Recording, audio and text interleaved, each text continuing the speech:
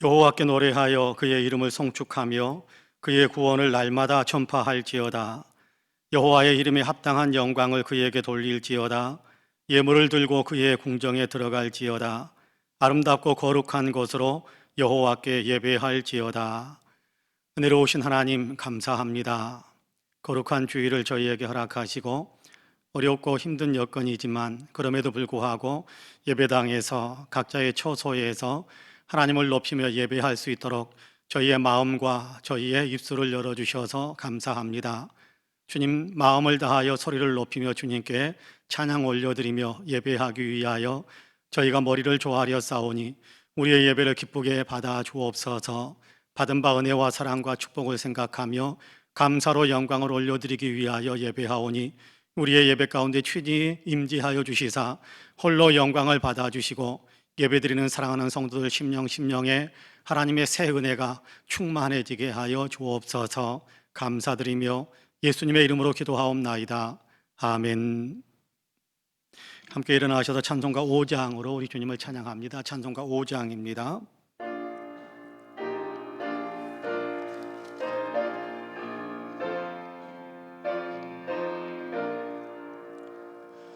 이 천지가 만물들아 복 주시는 주 여호와 전능성부 성자 성령 찬송하고 찬송하세.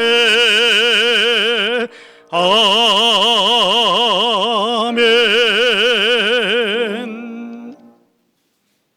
성시교독은 교독문 44번입니다. 교독문 44번입니다.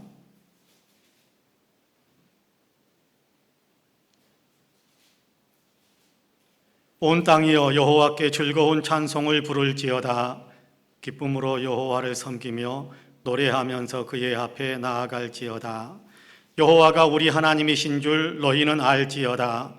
그는 우리를 지으신 이요 우리는 그의 것이니 그의 백성이요 그의 기르시는 양이로다. 감사함으로 그의 문에 들어가며 찬송함으로 그의 궁정에 들어가서 그에게 감사하며 그의 이름을 송축할지어다. 여호와는 선하시니 그의 인자하심이 영원하고 그의 성실하심이 대대에 이르리로다. 아멘. 주보에 있는 고백과 간구의 기도를 함께 드리겠습니다.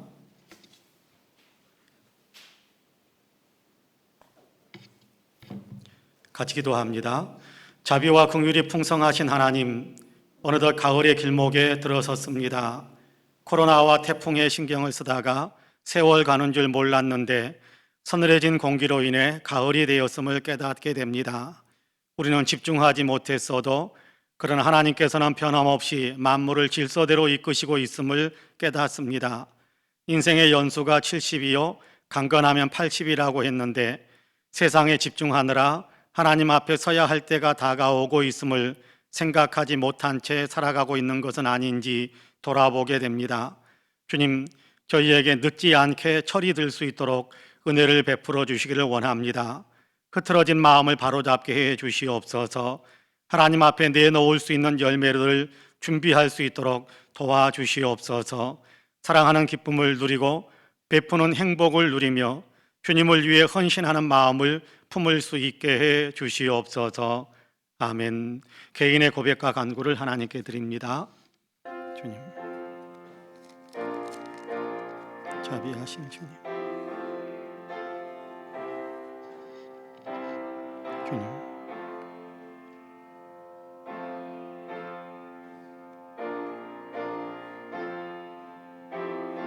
자비하신 하나님,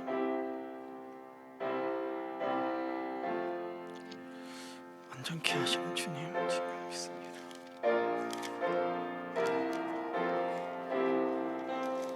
주님,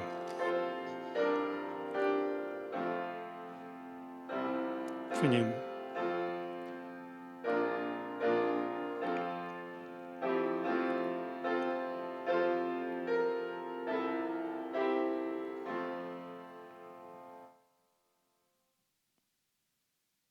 만일 우리가 우리 죄를 자백하면 그는 미쁘시고 의로우사 우리 죄를 사하시며 우리를 모든 불의에서 깨끗하게 하실 것이요 라는 말씀에 의지하여 하나님께서 저와 여러분 우리 모두를 그리스도 예수 안에서 모든 죄를 다 용서해 주셨음을 주님의 이름으로 선포합니다. 아멘. 신앙 고백하시겠습니다.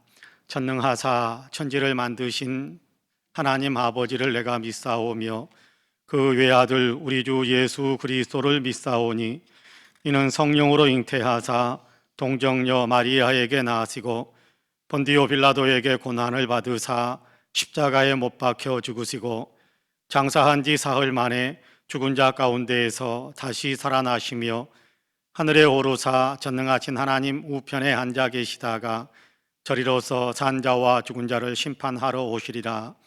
성령을 믿사오며 거룩한 공예와 성도가 서로 교통하는 것과 죄를 사하여 주시는 것과 몸이 다시 사는 것과 영원히 사는 것을 믿사옵나이다. 아멘. 다 함께 자리에 앉으셔서 찬송가 421장으로 우리 주님을 찬양하시겠습니다.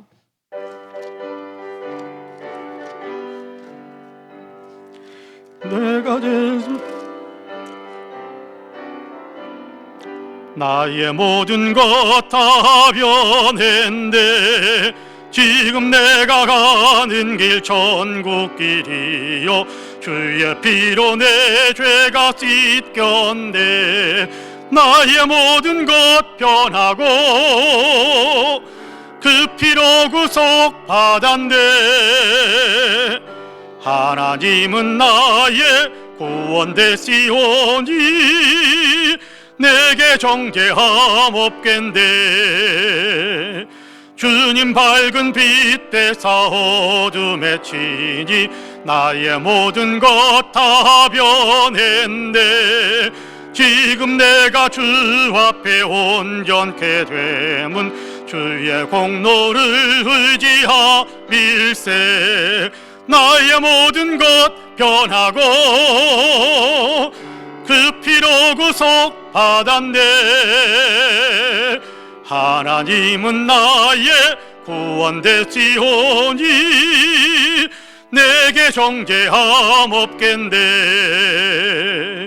내게 성령 임하고 그 크신 사랑 나의 맘에 가득 채우며 모든 공포 내게서 물리치시니 내 맘 항상 주 안에 있겠네. 나의 모든 것 변하고 그 피로 구속 받았네. 하나님은 나의 구원 되시오니 내게 정죄함 없겠네.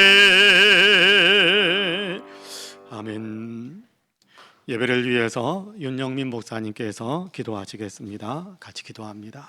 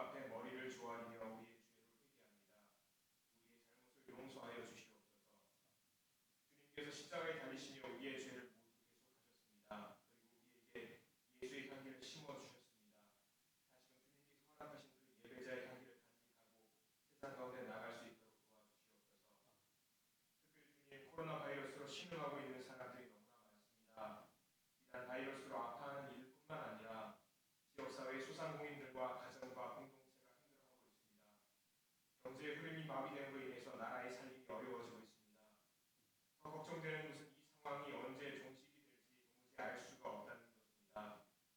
자유롭게 사람을 만나고 악수하고 안아주고 보듬어줄 수 있는 그 일들이 얼마나 소중했는지 다시 한번 깨닫습니다. 이 시간 간절히 원합니다. 이 상황이 하루속히 극복될 수 있도록 인도해 주시옵소서. 또한 이 상황으로 인해서 원치 않게 핍박을 당하고 있는 교회들을 위해서 기도합니다. 잘못된 판단과 그릇된 생각으로 이기적인 마음으로 모든 교회가 함께 욕을 먹고 있는 상황이 너무나 안타깝습니다. 예수를 믿으라고 예수를 믿으면 즐겁게 행복해진다고 말을 하고 싶은데 교회라는 말만 하면 사람들이 대화하기를 꺼려하게 되는 지금의 상황이 너무나 아픕니다. 주님께서 도와주시옵소서. 어서 빨리 모든 바이러스들이 정리되고 마음 편히 교회 나올 수 있게 주님께서 도와주시옵소서.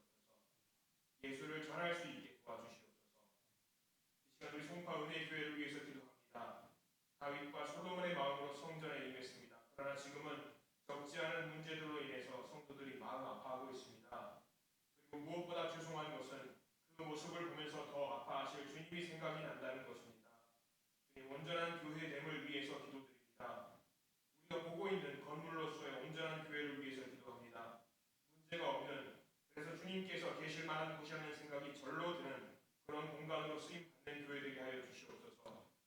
또한 영적으로도 온전한 교회됨을 위해서 기도합니다.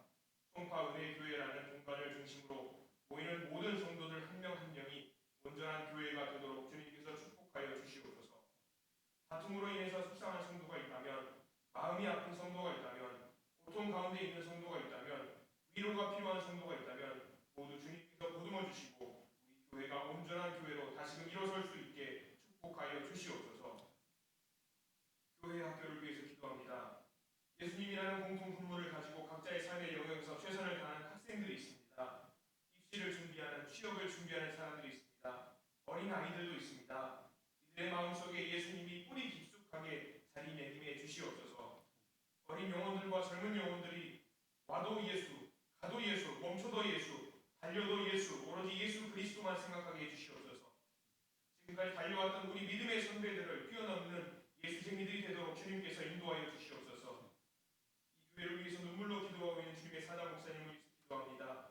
지치지 않도록 도우시옵소서. 건강을 잃지 않게 도우시옵소서. 강인한 체력과 능력을 허락하여 주시옵소서. 주님의 말씀을 전함에 있어서 단 하나의 부족함도 없도록 주님께서 책임져 주시고 이끌어 주시옵소서. 말씀을 전할 때 듣는 우리 모두가 거듭나는 놀라운 역사들이 펼쳐지도록 주님께서 도우시옵소서.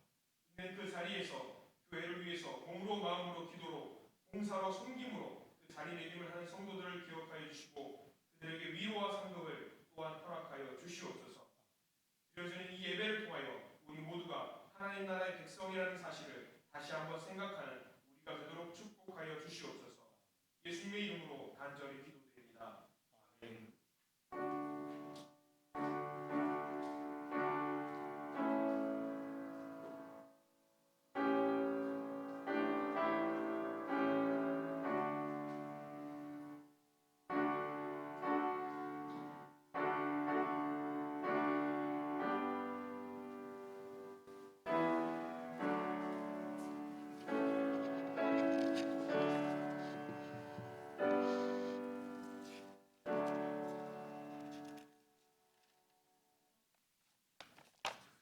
교회 소식을 말씀드리겠습니다. 코로나19의 확산세가 급속해서 이웃의 건강과 또 지역사회의 방역 협조를 위해 우리가 지금 모든 예배를 온라인 예배로 전환시켜 놓았습니다.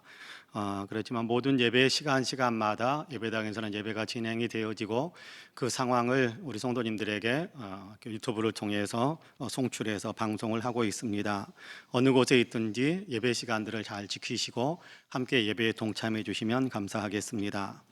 모든 공예배 회복을 위해서 여러분 많이 기도해 주시길 바랍니다. 그러기 위해서는 코로나가 속히 퇴치되어야 할 텐데 우리 스스로도 코로나 방역 지침을 잘 지키고 또 코로나가 속히 퇴치될 수 있도록 기도로 힘을 모아 주시기를 바랍니다. 나라와 민족이 적잖이 어려움에 빠져 있는 것 여러분 아시는 줄로 압니다. 정치적으로도 어렵고 경제적으로도 어렵고 무엇보다도 질병과 또 여러 가지 피해로 인해서 수해로 인해서 어려움을 겪고 있습니다. 하나님께서 도우셔서 모든 어려움과 또 난국을 속히 돌파해 갈 수 있도록 이 민족을 주님 축복해 주시고 이 나라가 세계를 위해서 봉사하고 또 사랑을 나누어 주는 나라로 더 든든히 서갈 수 있도록 여러분 위해서 기도해 주시기를 바랍니다. 대학 진학을 이렇게 앞두고 있는 사랑하는 자녀들의 명단을 여러분께 작성하고 있습니다. 이렇게 대학 진학 입시를 위해서 준비하고 있는 사랑하는 자녀들 명단을 작성하고 있고 또 명단을 실어 놓기도 하는데 여러분 위해서 많이 기도해 주시고 또 그 학생이 앞길이 활짝 열릴 수 있도록 여러분 축복해 주시면 감사하겠습니다. 이번 주간에 또 생신 맞으신 분들의 명단이 밑에 이렇게 기록이 되어져 있습니다. 여러분께 생일 맞은 사람들을 축복해 주시고 또 축하해 주시면서 성도에게도 나누시면 좋겠습니다. 이상 교회 소식을 말씀드렸습니다. 오늘 우리에게 준 하나님의 말씀을 봉독합니다. 창세기 1장입니다. 창세기 1장 26절에서 28절까지의 말씀입니다. 구약성경 창세기 1장 26절에서 28절까지의 말씀입니다.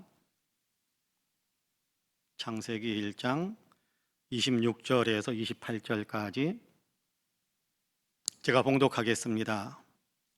하나님이 이르시되 우리의 형상을 따라 우리의 모양대로 우리가 사람을 만들고 그들로 바다의 물고기와 하늘의 새와 가축과 온 땅과 땅에 기는 모든 것을 다스리게 하자 하시고 하나님이 자기 형상 곧 하나님의 형상대로 사람을 창조하시되 남자와 여자를 창조하시고 하나님이 그들에게 복을 주시며 하나님이 그들에게 이르시되 생육하고 번성하여 땅에 충만하라 땅을 정복하라 바다의 물고기와 하늘의 새와 땅에 움직이는 모든 생물을 다스리라 하시니라. 아멘. 이 말씀에 큰 은혜가 있기를 원합니다. 함께 기도하시겠습니다. 사랑과 은혜가 풍성하신 하나님, 거룩한 주일에 저희들 또다시 주님 앞에 엎드릴 수 있게 하시고 하나님께 받은 은혜와 사랑과 축복을 기억하며 감사로 영광을 올려드릴 수 있게 하심을 감사합니다. 우리의 예배를 기쁘게 받아 주옵시고 우리 안에 하나님의 생명력으로 다시금 왕성해질 수 있도록 도우셔서 세상을 이기고 하나님의 자녀로서의 아름다운 영광을 드러내며 살아가는 복된 사람들이 다 되게 하여 주옵소서. 특별히 주님께 예배하는 이 시간 감사하는 마음으로 주님께 귀한 예물들을 봉헌할 수 있게 하시니 감사합니다. 11조와 감사의 예물, 일천번제와 주일 예물, 선교헌금, 장학헌금, 구제헌금, 건축헌금으로 강단의 꽃을 위해 또 이런저런 마음의 서원과 소원을 담아서 주님께 예물을 봉헌합니다. 예배당에서 예물을 봉헌하며 또 각자 있는 처소에서 예배하면서 예물을 따로 구별하여 두었다가 하나님께 또 예물을 드리게 될 것입니다. 자비하신 하나님께서 그 모든 예물들을 기쁘게 받아 주옵시고 예물을 드리는 사랑하는 사람들을 주님께서 향기롭게 받아 주시옵소서. 하나님의 영광을 위하여 복되고 아름답게 쓰임받게 하시길 원합니다. 우리 한 사람 한 사람이 하나님의 자녀로서 세상에서 그리스도의 영광을 드러내는 삶을 살아갈 수 있도록 도와주실 뿐만 아니라 하나님 드려지는 예물이 또 하나님의 영광을 위해 많은 사람들을 먹이고 살리며 하나님 나라를 확장시키고 교회를 부흥시키는 열매를 맺으며 쓰임받게 하여 주옵소서. 예물을 드리면서 감사를 올려드리고 예물을 드리면서 헌신을 올려드리고 있는 사랑하는 모든 성도들의 삶을 주님께서 일일이 기억해 주시고 주님의 넓은 품으로 품으셔서 힘이 있게 하시고 능력이 있게 하시고 강건케 하시며 선한 영향력을 강하게 끼치며 살아갈 수 있는 복된 인생으로 이끌어 주시옵소서. 감사드리며 예수님의 이름으로 기도하옵나이다. 아멘. 할렐루야. 오늘도 주회전에서 또 각자 있는 처소에서 예배드리는 모든 사람들에게 하나님의 평강과 하나님의 놀라운 축복의 역사가 풍성하게 임하시기를 주님의 이름으로 간절히 축복합니다. 벌써 4주째 비대면 온라인 영상 예배를 드리고 있네요. 성도님들의 얼굴을 직접 뵐 수가 없으니까 어떻게 지내시는지, 평안하기는 하신지, 건강하기는 하시는지라는 궁금증이 있습니다. 무엇보다도 믿음 생활은 잘 하고 계시는지, 어떻게 말씀은 좀 묵상하시는지, 기도는 좀 열심히 하시는지, 경건 훈련을 하시는지 아니면 주님과의 관계는 좀 돈독하시는지에 대한 여러 가지 생각들로 마음이 복잡해질 때가 있습니다. 함께 모이지 못하니까 아무래도 말씀을 들을 수 있는 기회가 더 줄어들게 될 것이고, 또 있는 처소에서 기도를 하다 보니까 기도에 집중하지 못하고 기도의 시간도 짧아지는 것이 아닐까라는 생각 때문에 걱정과 우려도 약간 들기도 합니다. 물론 우리 성도님들은 성경을 더 많이 읽고 기도하는 시간도 더 열심히 갖고 계시는데 제가 괜한 걱정을 하는 것 아닌가라는 그런 마음이 들기도 합니다. 하여간 성도 여러분께서는 영적으로도 육적으로도 항상 건강하게 지내실 수 있게 되기를 주님의 이름으로 축복합니다. 지난 8월 18일에 총리께서 수도권의 모든 교회는 19일 0시부터 모든 예배를 비대면 예배로 전환하라라는 담화를 발표하셨지요. 그 담화의 내용을 듣고서 많은 고민을 좀 했습니다.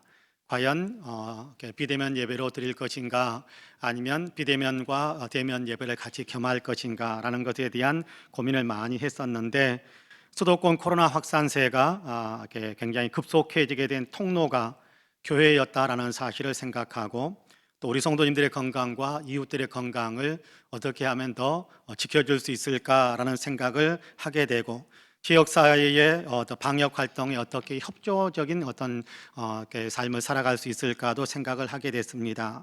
물론 또 코로나 이후에 교회 선교 활동도 많이 생각을 하게 됐습니다. 그래서 비대면 예배를 받아들이는 것이 맞다라고 생각을 했고, 그래서 곧바로 성도님들에게 19일 새벽 예배부터 모든 예배를 비대면 온라인 예배로 전환한다라고 알려드렸습니다. 그럼에도 예배당 예배의 불을 꺼뜨려서는 안 된다라는 그런 마음의 뜨거움이 있었습니다.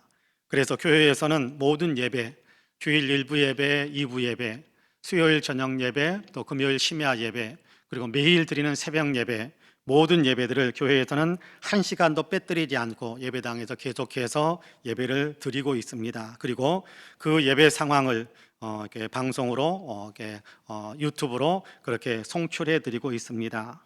녹화해서 송출하는 것은 온당하지 않은 것 같다. 예배 시간에 예배 드리면서 유튜브로 방송을 해드리는 것이 실제 우리의 예배 드리는 그대로를 주님께 올려드리는 것이 될 수 있겠다 싶어서 녹화하지 않고 실시간으로 예배를 송출해서 영상을 보내드리고 있는 겁니다.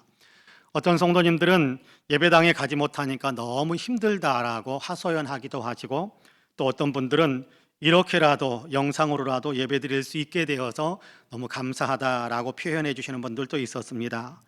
또 어떤 분들은 예배 후에 예배 드리는 그 과정 속에서 받은 은혜들을 간단하게 문자로 저에게 보내주시는 분들도 있었습니다. 저는 이런 방법으로라도 성도의 교제가 이루어질 수 있다는 사실을 생각하며 또한 감사하는 마음으로 하나님께 영광을 올려드렸습니다. 그럼에도 하나님께 속히 코로나가 퇴치되고 모든 사람들의 일상의 삶이 회복되어지고 교회의 모든 예배들도 회복될 수 있기를 위해서 기도하고 있습니다. 바라기는 코로나 가운데서도 우리 성도님들의 믿음은 더욱 깊어지고 주님 안에서 누리는 기쁨과 평안은 더 풍성해질 수 있게 되기를 주님의 이름으로 간절히 축복합니다. 지난 주일에 우리는 창세기 1장의 말씀, 1장 1절과 2장의 말씀을 1장 1절과 2절의 말씀을 함께 읽었었지요. 하나님께서 세상을 창조하셨다라는 말씀을 함께 읽었습니다. 세상은 어떻게 존재하기 시작했는가? 우연히 존재하기 시작했다라고 말하는 사람들이 있는데 그런 것이 아니다라고 성경은 분명하게 선포하고 있습니다. 성경은 하나님께서 만드셨기 때문에 세상이 이 모습 이렇게 존재하고 있다라고 말씀하고 있어요. 하나님께서 만드셨기 때문에 세상이 시작이 되어졌고 지금까지 존속되고 있다라고 이야기합니다. 그렇습니다. 이 세상은 하나님께서 만드셨어요. 하나님께서 만드셨기 때문에 세상이라는 것이 존재하는 겁니다. 하나님께서 정말 선하고 아름답게 창조해 주셨습니다. 창세기는 이 사실을 우리에게 분명하게 그리고 강력하게 선포하고 있습니다. 오늘도 우리는 창세기 1장의 말씀을 함께 읽었는데요, 본문은 하나님께서 사람을 창조하셨다라고 우리에게 말씀하고 있습니다. 사람은 어떻게 존재하게 되었는가? 하나님께서 창조하셨기 때문에 사람은 존재하게 되었다라고 이야기합니다. 원숭이가 진화해서 사람이 된 것이 아니라 하나님께서 사람을 창조하셨기 때문에 사람들은 사람으로 존재하기 시작한 것입니다. 그렇습니다. 사람은 하나님께서 지으셨습니다. 하나님께서 사람을 아름답고 선하게 창조해 주셨어요. 이제 본문을 좀 더 깊이 있게 살펴보면서 사람 창조에 담겨 있는 하나님의 마음을 배우도록 할 텐데요. 바라기는 말씀을 나눌 때 하나님의 은혜가 우리 모두에게도 풍성하게 임하시기를 주님의 이름으로 간절히 축복합니다. 첫째로 하나님의 형상대로 하나님께서 사람을 만드셨습니다. 본문 26절과 27절 말씀을 같이 한번 읽겠습니다. 26절과 27절 말씀 같이 읽습니다. 하나님이 이르시되 우리의 형상을 따라 우리의 모양대로 우리가 사람을 만들고 그들로 바다의 물고기와 하늘의 새와 가축과 온 땅과 땅에 기는 모든 것을 다스리게 하자 하시고 하나님이 자기 형상 곧 하나님의 형상대로 사람을 창조하시되 남자와 여자를 창조하시고. 할렐루야. 창조의 여섯째 날 하나님께서 육지 생물들을 만드셨지요. 그리고 계속해서 사람을 만드셨어요. 사람을 만드신 날 하나님은 다른 날보다 훨씬 더 기뻐했다, 훨씬 더 좋아했다라고 성경은 가르쳐 주는데요. 31절을 보면 이렇게 말씀합니다. 그 지으신 모든 것을 보시기에 심히 좋았더라, 그렇게 말씀하고 있어요. 그냥 단순히 좋았더라라고 말씀하는 차원을 넘어서서 하나님께서 심히 좋아하셨더라, 그렇게 말씀하고 있습니다. 매우 좋아하셨다라는 것이지요. 하나님께서 이렇게 매우 심히 좋아하셨던 이유는 사람을 창조하셨기 때문입니다. 사람을 만드신 하나님께서 그 창조된 사람으로 이미 창조하신 사람으로 인해서 심히 좋아하신 겁니다. 사람을 지으시고 그렇게 기뻐하신 이유는 하나님께서 지으신 사람이 하나님의 형상대로 지음을 받았기 때문에, 하나님 닮았기 때문입니다. 하나님께서 사람을 하나님의 형상대로 지으신 후 굉장히 좋아하셨는데 하나님의 형상, 하나님을 닮아서 하나님께서 심히 좋아하신 것입니다. 어떤 사람이 저희 집 큰 아이 보고 이서진 닮았네, 그렇게 이야기하는 것을 들었습니다. 기분이 나쁘진 않았습니다. 그렇다고 매우 흡족한 것도 아니었습니다. 근데 그 옆에 있던 분이 아니야, 지 아빠를 쏙 빼다 닮았네 라고 말씀하시더군요. 그 말을 들을 때는 왠지 훨씬 더 가슴이 뿌듯해지면서 심히 더 기뻐하는 마음이 제 안에 밀려드는 것을 느낄 수 있었습니다. 이것이 아빠의 마음이 아닐까라는 생각을 해봅니다. 하나님께서도 그러신 것이 아닐까라는 생각을 해봅니다. 하나님의 형상대로 사람을 만드시고 그 만들어 놓은 하나님의 형상을 보시면서 하나님께서 심히 좋아하셨더라, 그렇게 말씀하신 것이다 라고 생각합니다. 사람은 하나님의 형상대로 창조되었어요. 하나님 닮았어요. 하나님께서 보시고 심히 좋아하실 정도로 하나님 닮았습니다. 하나님께서 사람을 그렇게 하나님의 형상대로 창조하신 겁니다. 하나님의 형상이라고 해서 하나님과 외모가 닮았다라는 말로 오해하실 필요는 없습니다. 여기 하나님의 형상이다라는 말은 눈에 보이는 외모를 닮았다, 그런 의미는 아닙니다. 내적인 성품을 가리키는 말씀입니다. 하나님께서 하나님의 성품의 일부분을 사람들에게 부여해 주셨다, 그런 의미가 있는 겁니다. 이성적인 판단을 할 수 있게 하시고 또 도덕적인 삶을 살아갈 수 있는 그런 능력들, 그런 어떤 본성들을 허락해 주셨다라는 겁니다. 하나님의 형상이라는 말은 또한 하나님과 교제할 수 있는 영적인 존재가 되게 만들어 주셨다라는 그런 의미이기도 합니다.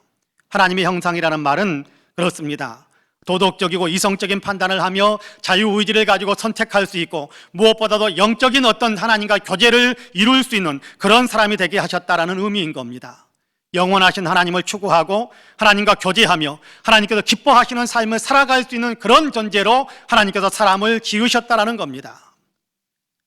그런데 아담과 하와가 범죄함으로 인해 하나님의 형상이 크게 훼손되고 말았습니다. 이 하나님께서는 그 훼손된 하나님의 형상을 회복시키기 위해 외아들이신 예수님을 세상에 보내셨지요. 로마서 8장 29절에서는 이렇게 말씀합니다.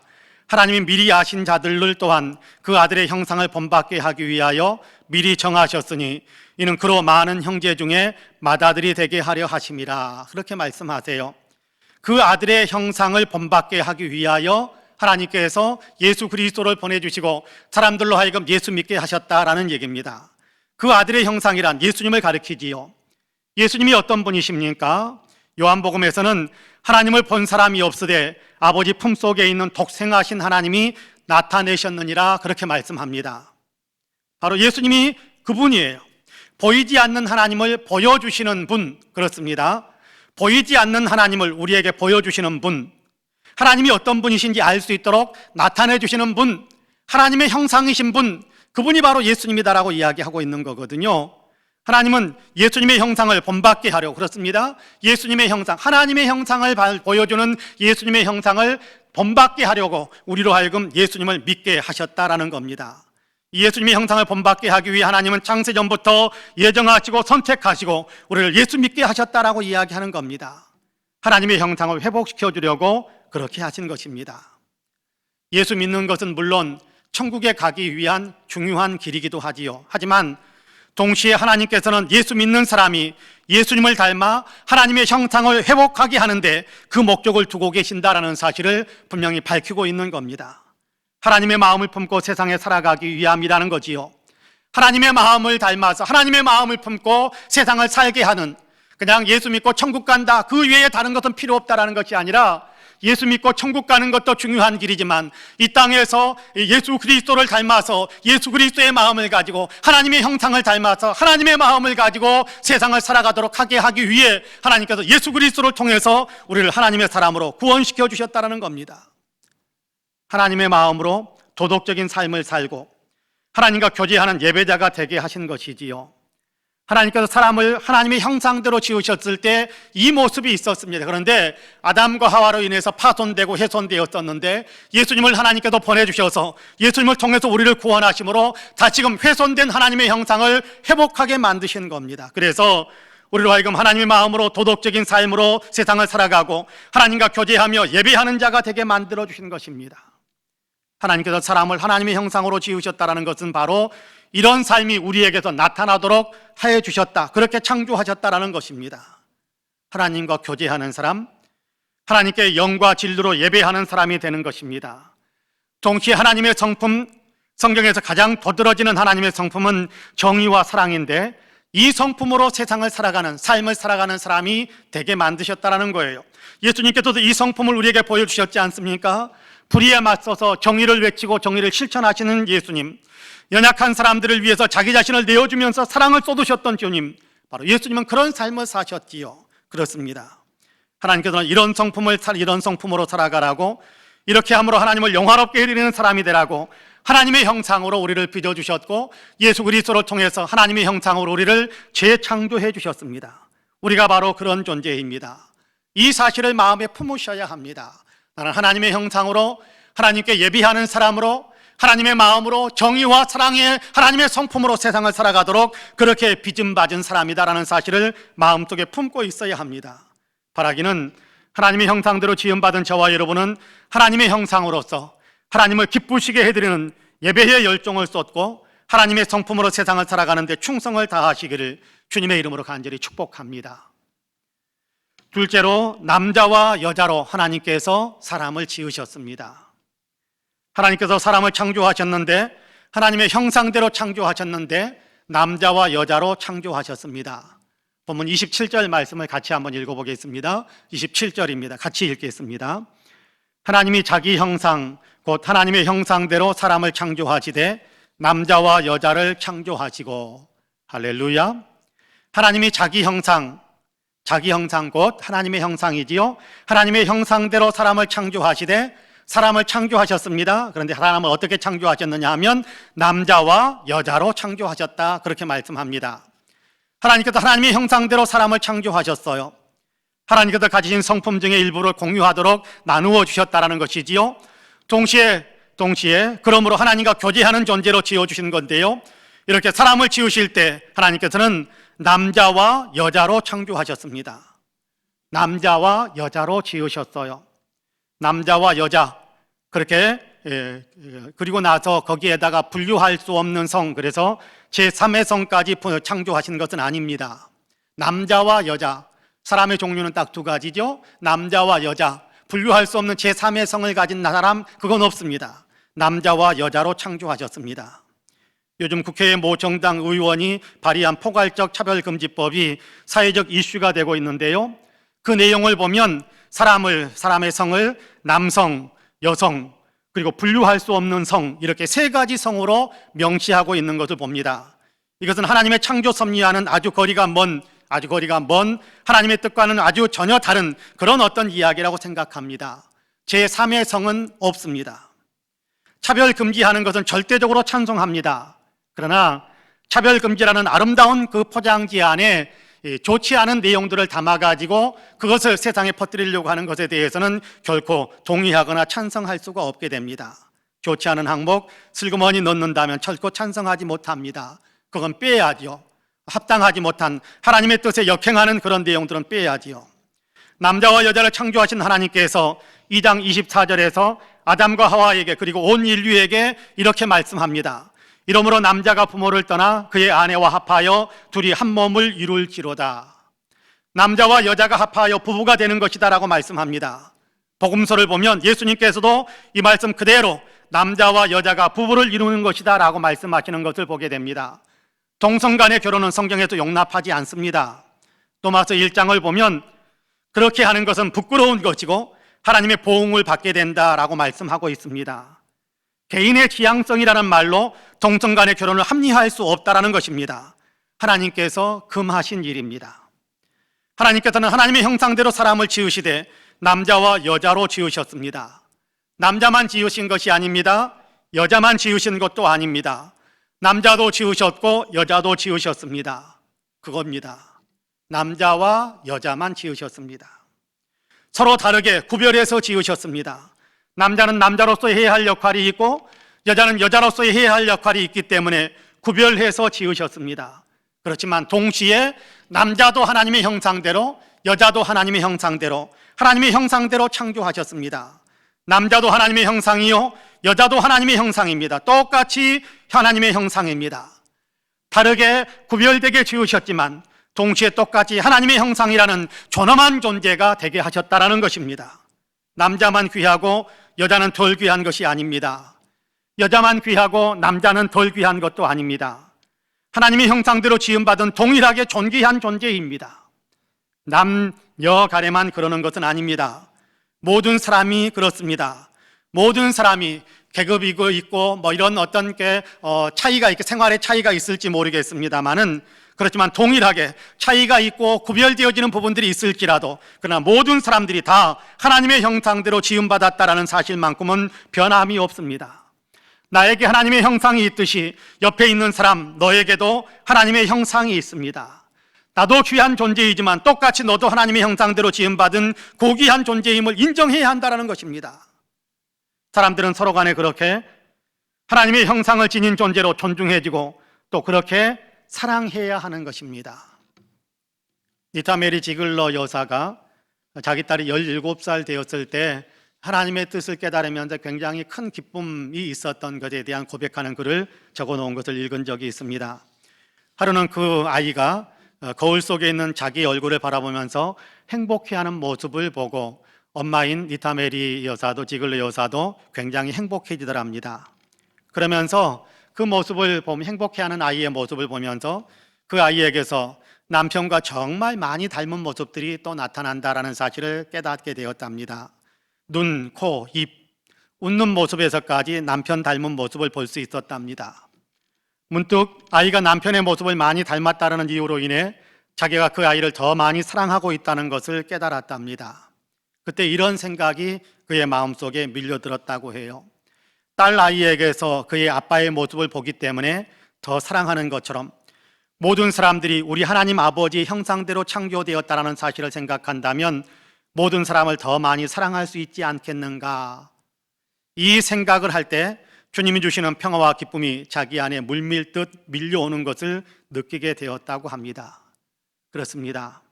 딸 아이에게서 아빠의 모습이 담겨 있는 것을 보게 되니까 딸 아이가 더 소중하고 사랑스러워진 것처럼 사람에겐 하나님의 형상이 있기에 더욱 소중하고 존귀한 존재들인 겁니다. 아빠를 사랑하는 마음으로 딸 아이를 사랑하는 것처럼 하나님을 사랑하는 마음으로 하나님의 형상인 사람을 사랑하며 살아가야 하는 것이지요. 우리는 모두 하나님의 형상이기 때문에 그렇습니다. 바라기는 저와 여러분 우리 모두는 사람은 모두 하나님의 형상대로 창조된 소중하고 존귀한 존재임을 생각하면서 하나님을 경외하는 마음으로 서로를 사랑하는 사람들이 다 되시기를 주님의 이름으로 간절히 축복합니다.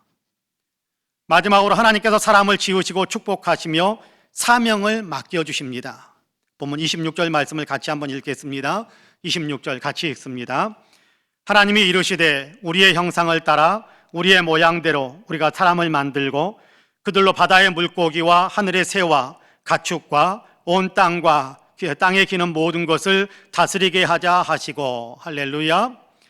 사람을 만들고 그들로 바다의 물고기와 하늘의 새와 가축과 온 땅과 땅에 기는 것을 다스리게 하자라고 하십니다. 사람을 만들고 그 사람들에게 하나님께서 창조하신 아름다운 세상을 다스리게 하자라고 말씀하시는 것입니다. 우리가 그렇게 하자라고 말씀하시는 것으로 보아 삼위일체 하나님께서 같이 의논하시는 그런 장면이다라고 생각할 수 있게 만드는 말씀입니다. 이어서 28절 말씀도 여러분 같이 한번 읽어볼까요? 28절 같이 읽습니다. 시작. 하나님이 그들에게 복을 주시며 하나님이 그들에게 이르시되 생육하고 번성하여 땅에 충만하라. 땅을 정복하라. 바다의 물고기와 하늘의 새와 땅에 움직이는 모든 생물을 다스리라 하시니라. 할렐루야. 하나님의 형상대로 사람, 남자와 여자를 창조하셨습니다. 그리고 하나님께서 그들, 사람들에게 하시는 말씀입니다. 하나님이 그들에게 복을 주시며 하나님이 그들에게 이르시되 생육하고 번성하여 땅에 충만하라. 땅을 정복하라. 바다의 물고기와 하늘의 새와 땅에 움직이는 모든 생물을 다스리라고 하십니다. 28절은 그러니까 어떻게 보면 26절 마지막 부분 다스리게 하자라는 말씀에 대한 해설과 같은 그런 구절이다라고 생각할 수 있을 것 같아요. 생육하고 번성하여 땅에 충만하라. 땅을 정복하라. 모든 생물을 다스리라라고 하십니다. 생육하고 번성하여 땅에 충만하라라는 말씀은 숫자적으로 많아져라라는 그런 얘기죠. 숫자적으로 많아져라. 땅을 정복하라라는 것과 모든 생물을 다스리라라는 말씀은 자칫 오해할 수도 있을 것 같은데요. 오해하시면 안 됩니다. 땅을 정복하라, 모든 생물을 다스리라라는 말씀을 하고 싶은 대로 마음대로 자연을 파헤치고 파괴하고 훼손해도 된다라는 말씀은 아닙니다. 개발이라는 이름으로 자연을 파괴하고 생태계를 무너뜨려도 되는 것처럼 생각하시면 안 되는 겁니다. 이런 일을 정당화시켜주는 그런 말씀이 아니에요. 이 말씀에 대한 적용 설명이 2장 15절에 있습니다. 2장 15절을 같이 한번 읽어볼까요? 2장 15절 같이 읽습니다. 여호와 하나님이 그 사람을 이끌어 에덴 동산에 두어 그것을 경작하며 지키게 하자 하시고 라고 말씀하고 있습니다. 경작하며 지키게 하셨다라고 합니다. 농부가 농토를 관리하듯 그렇게 경작하며 지키고 그렇게 돌보며 보호하라라고 이야기하시는 것입니다. 돌보고 보호하라라고 하시는 거지요. 청지기의 사명을 맡긴 것입니다. 아무렇게나 훼손해도 된다는 것이 아니라 하고 싶은 대로 해도 된다는 것이 아니라 경작하며 돌보는, 그렇죠, 경작하며 지키게 하는, 보호하게 하는 그 청지기의 사명을 맡겨주신 것입니다. 하나님께서 사람을 자기 형상대로 창조하셨다는 말씀을 통해 앞에서 우리는 사람은 하나님과의 관계 속에서 예배하고 하나님과 교제하는 삶을 살도록 지음받았다라는 사실을, 하나님과의 관계 속에서 어떻게 살아야 되는 존재의 사람인가라는 것을 우리에게 말씀해 주신 것을 들었습니다. 남자와 여자로 창조하셨다는 말씀을 통해 사람은 사람과 사람이라는 관계 속에서 살아가는 존재인데 서로 다르게 구별되게 지음받았지만 동시에 서로가 서로에게서 하나님의 형상이 있다는 사실을 생각하면서 사람과 사람 사이의 관계에서는 사랑하는 관계로 살아야 한다는 사실을 말씀하시는 것을 우리가 들었습니다. 나아가 하나님께서 지으신 모든 것을 다스리게 하자라는 말씀을 통해 사람은 자연과의 관계 속에서 창조 세계를 돌보아야 하는 관리자로 세움받았다는 사실을 우리에게 말씀해주고 있는 것입니다. 사람은 하나님의 창조 세계를 돌보며 관리해야 하는 청직이라는 것입니다. 아담의 범죄 후에 사실은 이 세상은 사람만 고난을 당하는, 고통을 당하는 것이 아니라 이 세상은 모두가 다 고통을 당합니다. 땅도 고난 가운데 고통을 당하고 있어요. 땅도 살아오는 그 과정 속에서 창세기에 보면 3장 이후에 보면 그런 내용들이 나옵니다만은 자체적으로 그렇게 고통을 겪고 있는 것이 사실이지만 타락한 사람들에 의해서 파괴당하는 그런 괴로움을 또한 그 가중에서 겪고 있는 것이 자연 어떤 우리의 땅의 어떤 그런 현실입니다. 땅도 자연도 괴로움에서 벗어나고 싶어 하는 거예요. 사람도 괴로움에서 벗어나고 싶어 하는 것처럼 땅도 또 자연도 그 괴로움에서 벗어나고 싶어 한다고 합니다. 로마서 8장에서는 그래서 이렇게 말씀을 하고 있어요. 피조물이 고대하는 바는 하나님의 아들들이 나타나는 것이니 그 바라는 것은 피조물도 썩어짐의 종로로 탄 데서 해방되어 하나님의 자녀들의 영광의 자유에 이르는 것이요 라고 말씀합니다. 쉽게 표현한다면 그런 내용입니다. 오염과 파괴의 고통 속에서 피조물들이 하나님의 자녀들이 나타나기를 바라고 있다는 것입니다. 물론 마지막 때에 있게 될 영광을 바라보는 것에 대한 말씀이기도 합니다만 동시에 오늘 하나님의 자녀들, 하나님의 형상을 회복한 사람들에게 기대를 걸고 있다는 그런 의미이기도 합니다. 훼손되고 있는 자연을 돌봐주며 치유해 주기를 기다리고 있다는 것, 그런 의미이기도 한 거예요. 하나님의 형상을 회복한 사람들이 그렇습니다. 누굽니까? 하나님의 형상을 회복한 사람들이 누구입니까? 예수 그리스도를 믿음으로 하나님의 형상을 회복한 사람들, 바로 우리 아닙니까? 하나님의 형상을 회복한 사람이 바로 우리잖아요. 하나님의 형상을 회복한 우리가 그렇게 세상을 소중하게 돌봐줄 거라고 자연 만물들이 우리에 대한 기대감을 가지고 있다. 성경은 그렇게 기록하고 있는 것입니다. 우리가 그렇게 살아야 한다는 사실을 성경은 우리로 하여금 깨닫게 하는 것입니다. 최근 텔레비전에서 상품을 선조하는 광고 한 편을 보면서 많은 은혜를 받았습니다. 광고를 보면서 은혜를 좀 받았어요. 바카스 광고인데요. 일반인입니다. 그냥 이분들은 광고 모델이 아닌 일반인들인데 광고 모델로 갑자기 픽업이 되어서 광고하는 장면을 찍은 건데 김용규, 문수정 부부가 바다에서 잠수를 합니다. 스쿠버 다이빙이라는 취미 생활을 하는 사람들인데 이 부부는 바닷속에 들어갔다가 나오면서 많은 쓰레기들을 들고 나옵니다. 이렇게 소리만 들리는 거죠. 뭐 하시는 거예요? 묻는 말에 보시다시피 쓰레기를 치우고 있다라고 대답을 합니다. 바닷속도 바다 밖에 있는 해변도 온갖 쓰레기들로 덮여 있으니까 너무 더럽고 오염되고 있는 것을 보고 그 쓰레기들을 치우고 있다라고 대답을 하는 겁니다. 질문하는 사람이 또 질문을 합니다. 이 넓은 바다가 그런다고 회복될까요? 그러자 이 부부는 환한 미소를 지으며 이렇게 대답합니다. 최소한 우리가 지나온 길은 바뀌잖아요. 최소한 우리가 지나온 길은 바뀌잖아요. 그 말에 큰 감동을 받았습니다. 우리는 자주 나 혼자 깨끗한 척 한다고 뭐가 변하겠는가? 나 혼자 일회용품 안 쓴다고 해서 뭔가 변하겠는가라는 패배적인 생각에 빠져들곤 할 때가 많습니다. 그래서 아무런 변화도 시도하지 않으려고 할 때가 많습니다. 아무런 변화도 시도하지 않아 버리지요. 그런데 이 부분은 대답합니다. 최소한 우리가 지나온 길은 바뀌잖아요. 그렇습니다. 우리가 지나온 길은 바뀌어져야 하지 않겠습니까? 하나님께서 창조 세계를 경작하며 지키고 보호하라는 것이지요. 경작하며 지키라라고 하셨는데 훼손되어지고 오염되어지고 있는 그런 상황 속에서 하나님의 형상을 회복한 우리가 지나간다면 그것의 오염은 조금 더 사라져가고 훼손되어 있는 부분은 조금 더 복구되어져 있는 회복되어져 있는 그런 우리가 지나간 자리만큼은 그렇게 변화되어야 되는 것이 맞지 않겠습니까? 우리가 지나가는 길에는 쓰레기가 치워져 있고 우리가 생활하는 곳에는 일회용품, 특별히 환경을 심각하게 훼손하는 플라스틱 용품들이 사라지고 있고 우리가 지나간 곳에서는 사물들이 숨을 쉴 수 있는 맑은 기운으로 가득 차게 만들어야 하는 것이 우리에게 맡겨진 사명이라는 겁니다.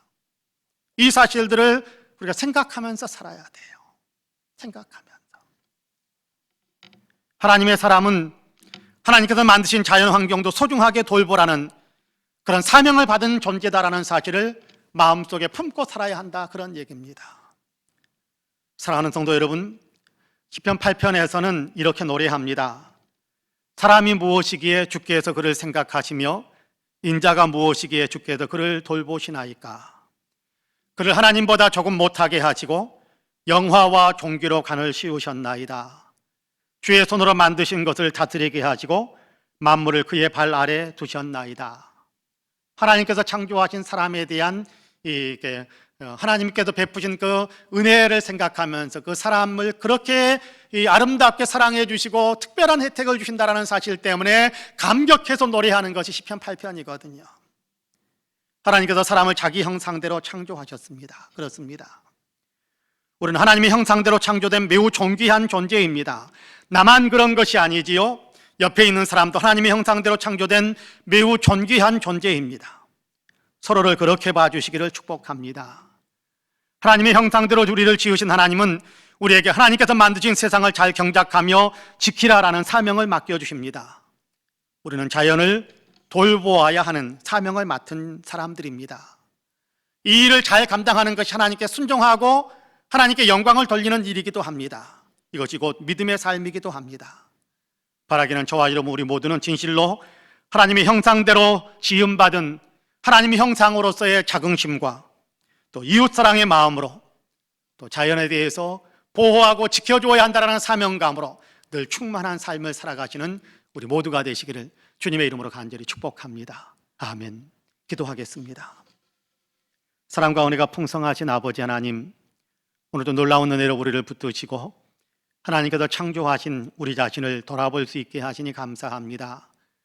얼마나 고귀한 존재로 하나님께서 하나님의 형상을 부여하셔서 이렇게 창조해 준 존재인지 우리는 심히 감사하고 감사할 뿐입니다. 하나님, 이렇게 지음받은 우리에게 옆에 있는 사람도 하나님의 형상으로 창조되었다는 사실을 마음속에 생각할 수 있게 하시고 하나님께서 창조해 놓으신 대자연, 온 우주의 이 자연 만물에 하나님께서 돌보라고 하시는 그 사명을 우리에게 주셨다는 사실을 생각하며 그 눈으로, 청지기의 눈으로 사물을 볼 수 있도록 다시 한번 우리에게 은혜를 베풀어 주셔서 감사합니다. 하나님의 창조의 질서에 온전히 순행하는, 하나님께서 창조해 주신 그 질서에 따라 삶을 살아가는 우리 모두가 될 수 있도록 주여 은총을 우리에게 더하여 주옵소서. 감사드리며 예수님의 이름으로 기도하옵나이다. 아멘. 함께 일어나셔서 찬송가 64장으로 우리 주님을 찬양하시겠습니다.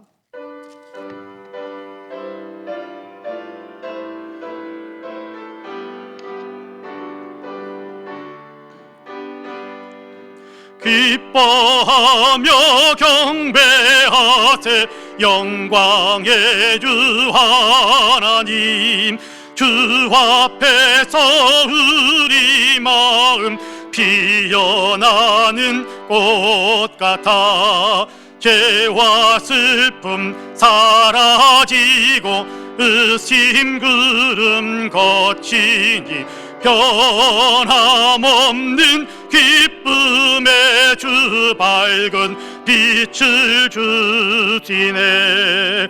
땅과 하늘 만물들이 주의 솜씨 빛내고 별과 천사 노래 소리 끊임없이 드높아 물과 숲과 골짝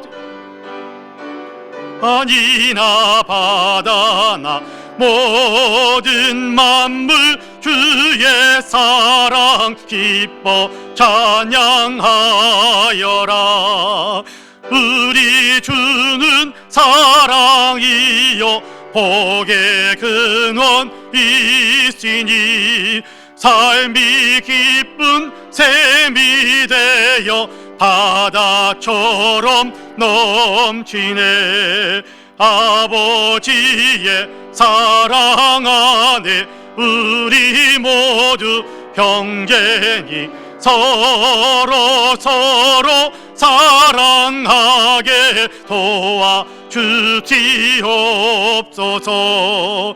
새벽별의 노래 따라 힘찬 찬송 부르니 주의 사랑 줄이 되어 한맘 되게 하시네. 노래하며 행진하여 싸움에서 이기고 승전가를 높이 불러 주께 영광 돌리세. 아멘. 우리 구주 예수 그리스도의 은혜와 아버지 하나님의 놀라우신 사랑과 성령님의 감동 감화 충만케 역사하심이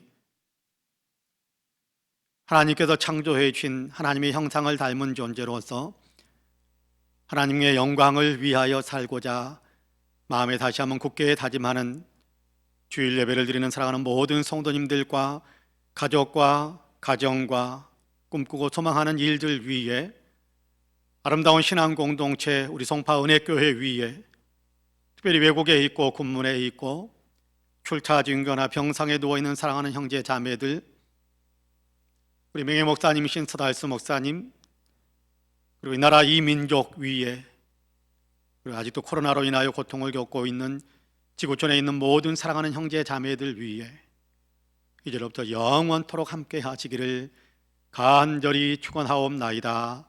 아멘.